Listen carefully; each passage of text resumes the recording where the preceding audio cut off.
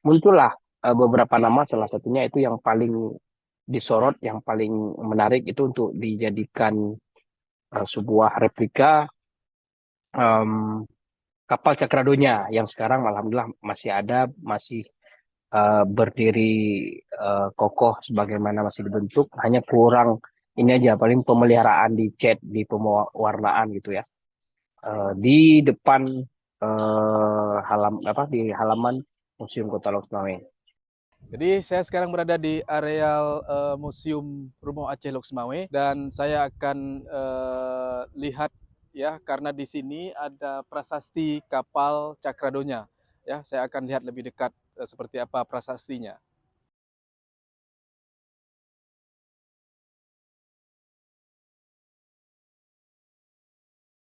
Jadi di sini juga ada eh, tulisan ya, bertuliskan di tembok ini Kowin Teluk Samawi atau Kowin Keh Aceh Teluk Samawi ya, sebagai bukti alat tukar dan transaksi yang digunakan di kawasan Teluk Samawi. Saya akan coba lebih dekat ya. Kita lihat ininya, penjelasan sekilas tentang kapal Cakradonya. Berbentuk kapal layar dengan tipe Navy atau kapal layar laten ya, dengan tiang layar utama dan tiang layar pandu di bagian depan serta layar kemudi di bagian belakang. Kapal ini juga dapat disamakan dengan tipe galley ataupun tipe fragatas yang digunakan sebagai kapal induk dalam peperangan di lautan. Pada masa damai digunakan untuk perdagangan dan transportasi antar samudra. Selain itu, kapal tersebut mempunyai bentuk dan kapasitas, ya, dapat disebut sebagai kapal induk Kesultanan Aceh Darussalam. Inilah sekilas penjelasan tentang kapal Cakradonya.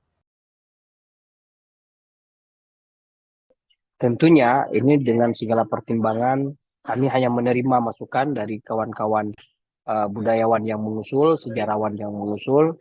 Akhirnya kita buatlah kapal Cakradonya sebagai simbol identitas Kota Lok Sumawe. Juga dilanjutkan dengan pemahaman kita bahwa eh, Semenanjung, selain kemaritiman itu juga Semenanjung Selat atau Teluk yang ada di daerah Pasai dan laut bagian utara itu punya sebuah cerita tentang Cakradonya, tentang kapal Cakradonya yang dalam catatan juga disebut Espanto del Munto. Nah, saya ingat itu aja.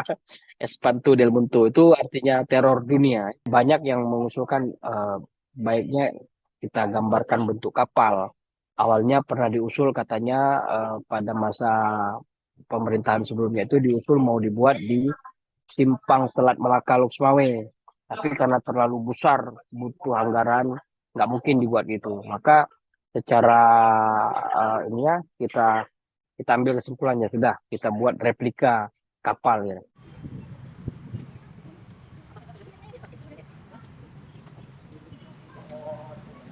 Kenapa kapal itu jadi simbol? Mm-mm.